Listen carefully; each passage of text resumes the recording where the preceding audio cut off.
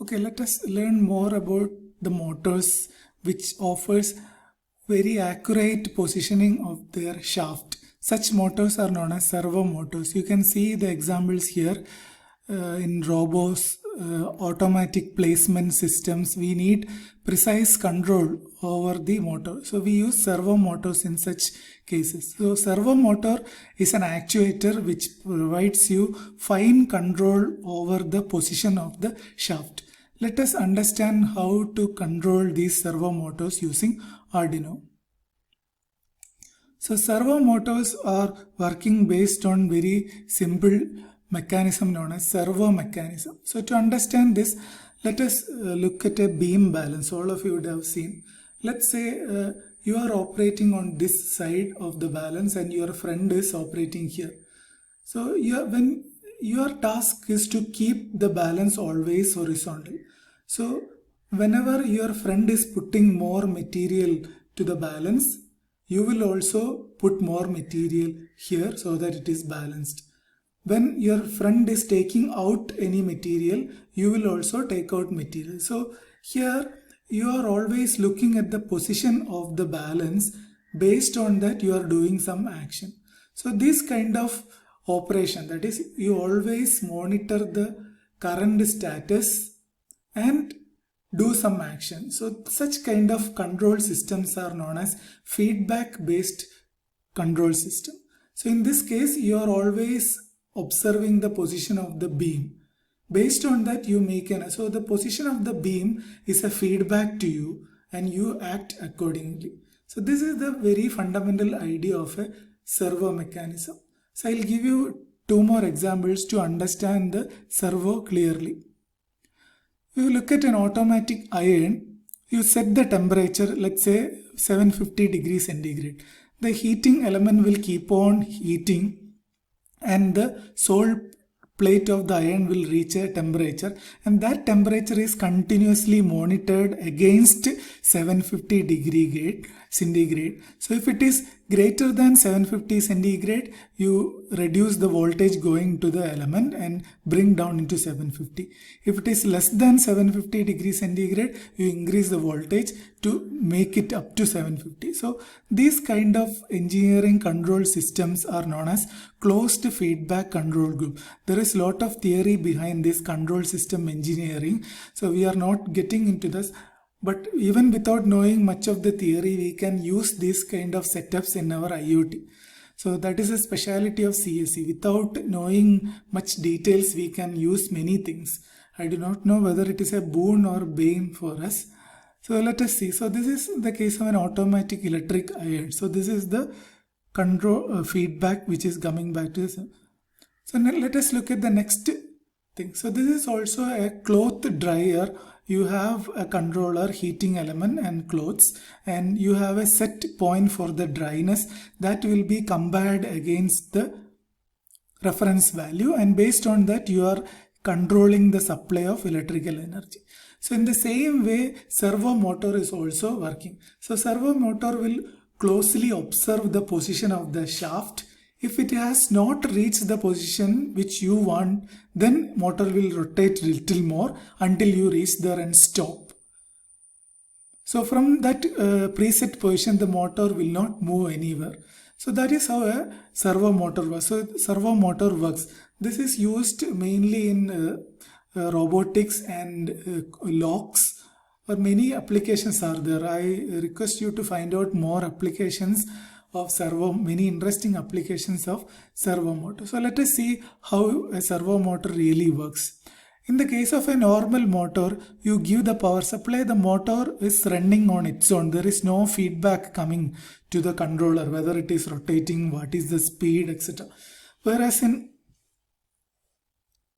servo motor, you are continuously monitoring the shaft position by staying inside a closed loop and making adjustment to the drive signal.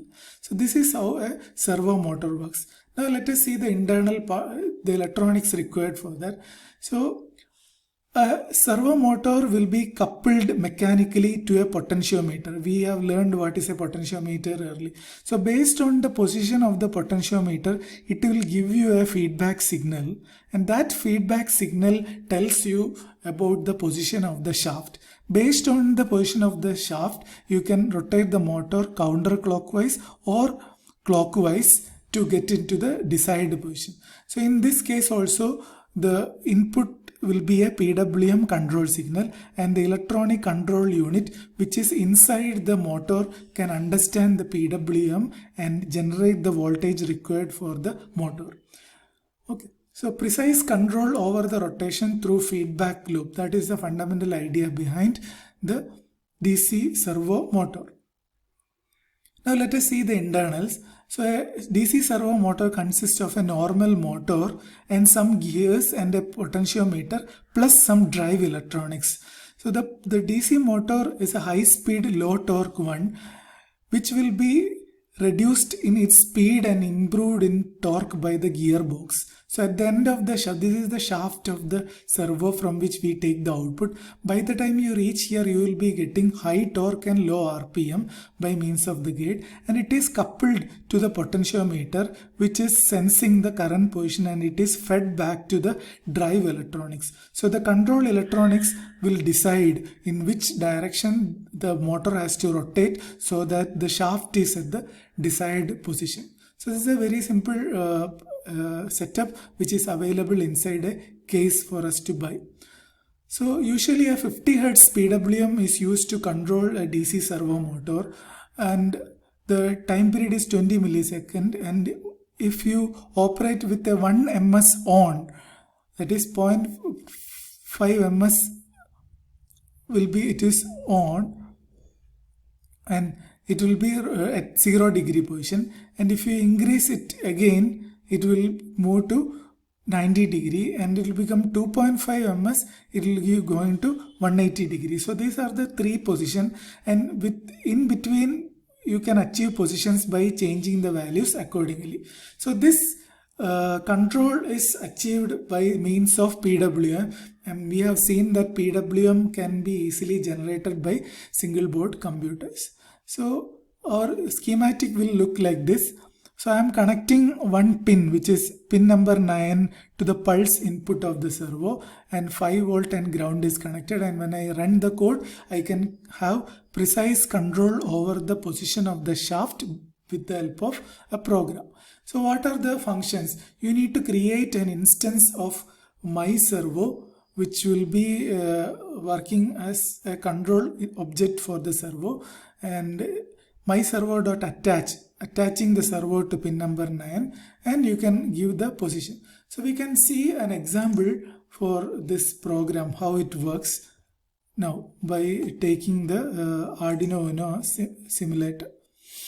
So I can show you that.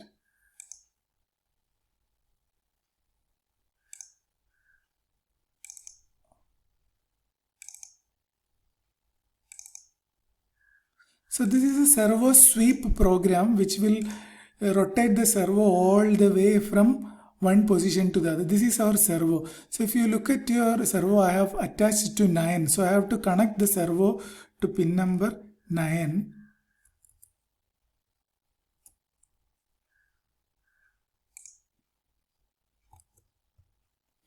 And then you should run the code. Then you can see the servo is moving from 180 degree all the way, and it is coming back. So by looking at the code, you can understand how it works and how to control the position. So this is your servo motor, and you have a normal motor also here which will be rotating. It's a usual motor that can also be demonstrated right now. So I will load the sketch for that. So here this is for normal motor which I have connected to motor pin is 3. So I will connect it to pin number 3. If I run the code, you can see this motor is rotating. So this will simply rotate There is no positional feedback, nothing. Only thing you can do here is you can control the speed by means of PWM by attaching into a PWM enabled pin. So that's about the demo. Now you can use this servo motor. Okay, so I'll supply you a code for referring this. Next question is, how are we going to switch very high voltages such as 230 volt AC, which is our household supply? We can control high voltage by means of Arduino with the help of relays. A relay is actually an electromechanical switch. So it's also known as EM relay, electromechanical switch, where the switch is normal switch we press. Instead of that, an electromagnet will press the relay. That is how it is. So an electromagnet is activated with a low voltage, usually obtained from a microcontroller, and it pulls the contact to make or break high voltage contact. So it provides galvanic isolation so that our digital circuit is safe and the person operating it will not get electrocuted. So let us see how it is done. So this is the schematic of using a relay. So this is the high voltage side where you have an home appliances connected. It could be a lamp or AC, refrigerator, anything. It is connected through the relay. Now the relay is open. The contacts are normally open. Now the moment I put a high voltage at output here, the transistor will conduct and it will cause a current to flow to the relay coil. And the relay coil energizes and this contact will be pulled to this one. So the relay closes. The normally open contact closes and the circuit is completed. So you can turn on this lamp or load by means of a signal from Arduino. Now let us see the purpose of this drive electronics. So this resistor is used to limit the current going to the base of the transistor, and this diode is used to protect this board and the transistor itself, because this is a coil. So whenever a current passes through the coil, it becomes a magnetic field. Suddenly when you switch off the relay, the magnetic field collapses.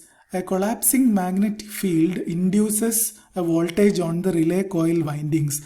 And the interesting thing is that this voltage will have opposite polarity, and that will be directly getting connected to the Arduino and the transistor collector.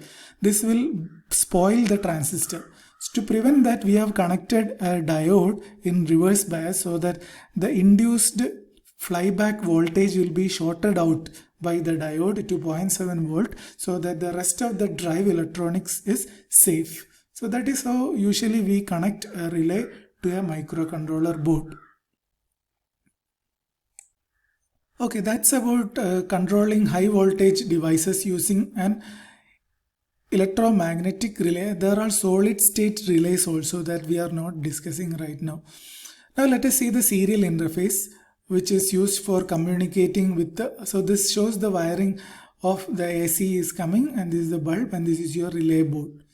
Okay, now let us go to the serial interface. So serial interface is a very old legacy interface which is built onto most of the microcontroller units, which allows you to communicate through the serial port based on the RS-232 signaling scheme.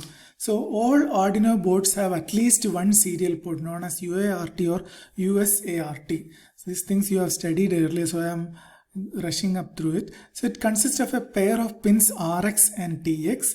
So this is used for sending and receiving data. So the functions involved are serial.begin. It will be setting the baud rate, and available parseInt for parsing integers, and print line. So more details are available here. You can click the link. And what to do if we want more serial ports on the same Arduino board. By default we have only one. So what to do when more serial ports are required? So there we need to use software serial ports, also known as virtual serial interfaces. About that we will see in the next video.